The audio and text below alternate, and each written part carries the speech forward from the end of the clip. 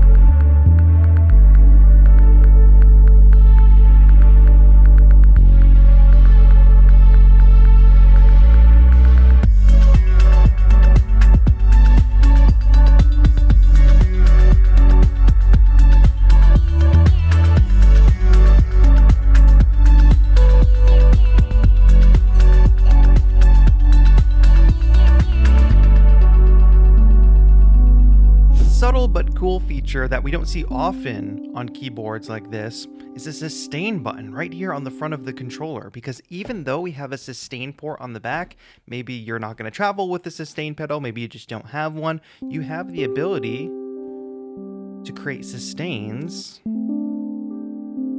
without a pedal. And what's really cool, and this follows through with a lot of the functions on the TempoKey W25, which we'll get to, I hold the central encoder, press sustain, and I can change how the sustain behaves. Currently, it's in momentary mode. If I change it to toggle mode so that I can toggle it on and off instead of holding it down, that's a new way of interacting with sustain with no pedal. Next, we do have a scale mode. When I enter scale mode, you can see my root, which I can change by holding scale and selecting the key of the root note that I want. Let's stay in D major for now. You can also change the kind of scale or mode right here on the keys as well. So all the keys now, even if they're out of key, they'll be transposed to the closest in key note. Very handy, but also with chord mode, now I can play chords on a single key, and we have a few options there as well. Holding chord, I can change between triads, sevenths, and ninths. So basic triads here, just 3 notes. Add in the 7th, and then add in the 9th. Even better is that these chords are going to be in key with our scale, so it's not just arbitrary like major or minor chords. We have a D major in the key of D major, but then if I go to B, we have B minor, as we would expect in the key of D major.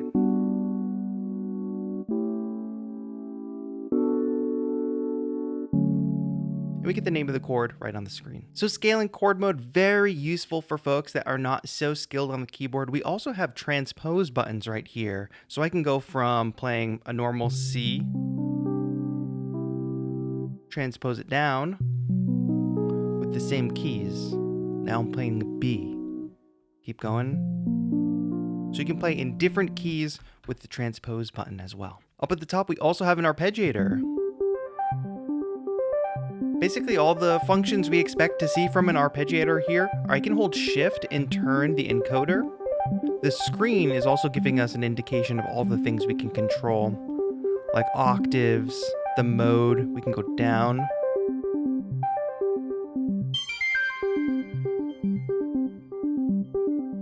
We can turn the swing up. We can turn the latch off. Let's keep it back on though, for now. So now we're swinging. We can turn the gate down or up. and we can also change the tempo. There is a sync functionality. However, a limitation of Bluetooth MIDI, not just of this controller, is that we won't be able to sync unless we are connected via USB or MIDI. But nonetheless, if you are connected to your DAW, you can receive clock from the DAW and sync the ARP, as well as the note repeat, which is very useful for drums, and will also follow the same parameters as the Arpeggiator. So we can hear a little swing on there, right? So if I turn that swing down, we'll be back to just a straight rhythm. And you can probably hear that I'm able to adjust that sensitivity over time with the pressure I'm adding on the pads, which is very cool because these pads are now aftertouch. They're also very great going out of note repeat mode. Much more sensitive than the previous TempoKey. I can get a real light touch. But in addition to that, we also have the ability to quickly change velocity types here on the controller. Soft, medium, and hard for different playstyles. So if you're used to playing super hard, you'll have to hit the pad a lot harder to reach the maximum velocity. Whereas if you're used to a softer touch, it's a lot easier to get to that higher velocity. Whereas with medium, there's no velocity curve at all. It's just a straight line. The velocity value you send directly corresponds to the velocity that we hear. And finally, a fixed velocity mode so that there will be no change. And following through with the logic from the sustain pedal, hold the encoder, press velocity type, you can change what that fixed velocity is. So if you don't want it to be full velocity, we can make it something lighter.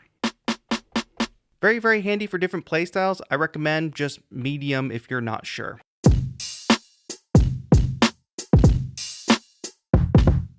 And of course, with the pads, we have two pad banks to give us access to more notes while we're in note mode. Because we also have CC mode, so we can send out control change MIDI messages as well as program change MIDI messages that we can send from the pads, so they're not just for notes. They come in pretty handy. And before I talk too much about latency, I'll also add that, you guessed it, holding the central encoder, if we're in note mode for instance, and pressing a pad, gives you access to this menu where you can change the note, the MIDI channel, and even the color of the pad, which could be useful if you're doing custom setups where you need to remember what's on what pad. You want to color code them. And this becomes very useful with CC mappings as well, especially if you're going to be utilizing the MIDI in, out, and through with hardware controllers or with mobile apps and you want to customize what each button actually does. Very, very useful to be able to do it right here from the controller with no software, so you can truly be detached from the computer, but they do have a full editing software as well. Nonetheless, I really like this trend of being able to edit these things directly from the controller. Okay, so I was playing some drums before, and a lot of people get really confused about Bluetooth MIDI versus Bluetooth audio. You can see we're not connected. We are connected to my MacBook Pro with Bluetooth. And if I just run the metronome in Ableton Live,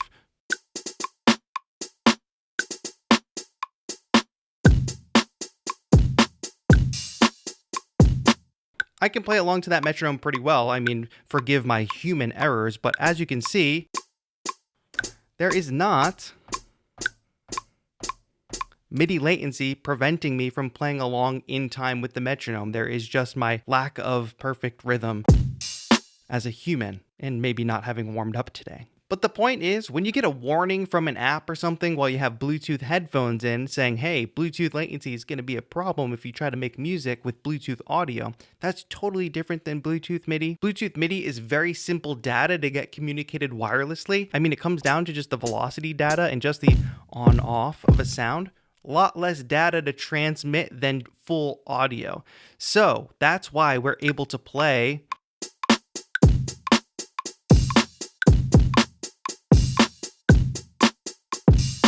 along with the metronome in time without a drastic amount of latency that prevents us from playing along and making music. A lot of people really seem to write off Bluetooth MIDI latency, but I would definitely recommend you try it or just use your eyes and your ears as you watched me do that demo and see that it is not an issue. Is it as reliable as a wired connection? No, of course not, but I haven't experienced any major dropouts or issues with this controller or basically most of the other Bluetooth controllers that I've used. I love Bluetooth MIDI. I wish every MIDI controller had Bluetooth MIDI. Finally, before we move on, there's an MMC button right here, which you can see the transport controls illuminate as I turn that on. MMC is sort of like a standard MIDI control protocol where a lot of software will actually automatically map these transport controls while you have MMC turned on. Now, unfortunately, Ableton Live is not one of those pieces of software that uses MMC. So things like transport controls are not automatically mapped on this controller. And the same thing will go for our encoders. These are things that we're going to have to custom map in Ableton Live. We do not yet have a DAW script for the TempoKey W25, but I hope that we get one soon.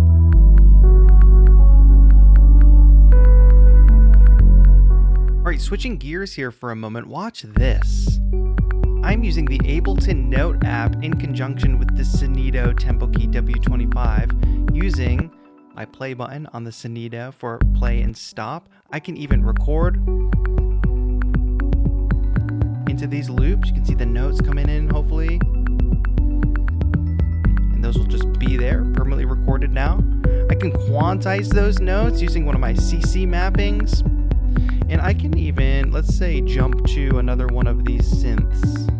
And I can even jump to one of these synths. Of course, I can play the notes on the synth. Hopefully that goes without saying. And we can actually control any of the macros of whatever page we're on. So here, let's change the timing of the delay, for instance. Or this next effects is a reverb. Let's go ahead and change the room size. It's adapting to the controller. So first and foremost, Bluetooth MIDI controller is my #1 way to use iPad apps. It just makes everything more simple. I can just use a simple dongle to get audio out of the iPad without having to actually manually connect the MIDI controller. That is just clutch. And since the TempoKey has all of this customization, hold down the encoder, change what a specific pad or a specific encoder does, it makes it so you can really customize the controller to whatever use case you're using. Now, utilizing that with Ableton Note, let's back out of this project for a moment and let's go to the link in MIDI section and go to the mapping section. So here in Ableton Note, it's actually really unique from a lot of apps. We are able to map specific things to our controller. So macros 1 through 8 are mapped to the encoders here. Now, one interesting thing, design challenge, I guess, is that while Sonido has provided us with basically 2 extra encoders, most controllers with encoders, they contain 8, right? And that usually matches up with macros because macros are usually designed across plugins to have 8 controls. Now we have 3 rows of 3, so it sometimes becomes hard to recall 1, 2, 3, 4, 5, 6, 7, 8, and then that one hanging. So that's just a design thing, but I guess I'll take more encoders in sacrifice of that layout, that 3 encoder layout. And if I go to mapping, we're actually able to map all the macros to our encoders here, as well as capture, clear capture, start, stop, quantize, undo, redo. So I can turn the W25 into basically a really fantastic Ableton Note controller just by going to the parameter I'd like to map, pressing map, and then pressing the pad I'd like to map it to, or turning the knob that I'd like to map it to. So if I switch myself back to note mode and play something,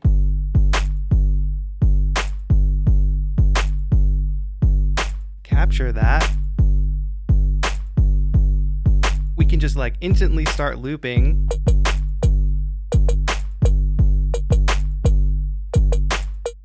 Capture that.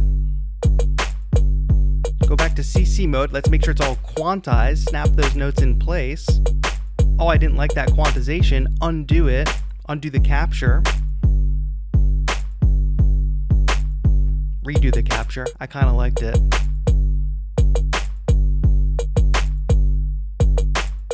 Stop the playback. Go into something like the kit effects. Then I can start dialing in these effects. Drive.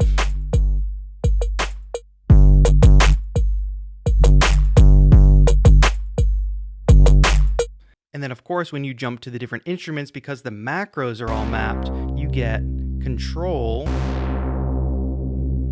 over those different instruments and whatever effects are on the screen. Now, really quick before we move on, so we've got all those mappings, right? We can control the macros. We can capture those ideas, which by the way, the automation records as well. I can do really useful things like quantize. Okay, but if I turn the controller off, and let's jump out of this project, and let's just, first let's turn the controller back on, right? I'll go back to my MIDI connections, turn Bluetooth mode on, go to input, connect to Bluetooth, find the controller connected. It's already switched on. And let's actually just make a brand new project here in Note, completely unrelated. Of course, the notes work. We'd expect that, but also the macros work. We love that. And check that out. My other mappings work as well. I guess we could quantize that. No, let's just undo it. It was bad anyway. The point is, we do not have to remap this every single time. And I think that's pretty magical. And it even more emphasizes the point that the Sonido TempoKey W25 is a fantastic companion for the Ableton Note app specifically. But like I said earlier, Bluetooth MIDI is my preferred method of working in a mobile-based setup like this with my iPad. It's just less to worry about, and with a controller like this, there's very little sacrifices to be made. Fantastic pads, great keybed, and endless encoders and full customization of the overall controller. With the addition of the MIDI ins and outs, it's a very versatile and feature-packed controller. I'd love to hear what you think in the comments down below. What do you think about the TempoKey W25? I think personally, Sonido really stepped it up with this one, but definitely want to hear your thoughts. Thank you to all my channel members for supporting this channel. I'll see you all in the next one. This has been TAETRO. Have a good one.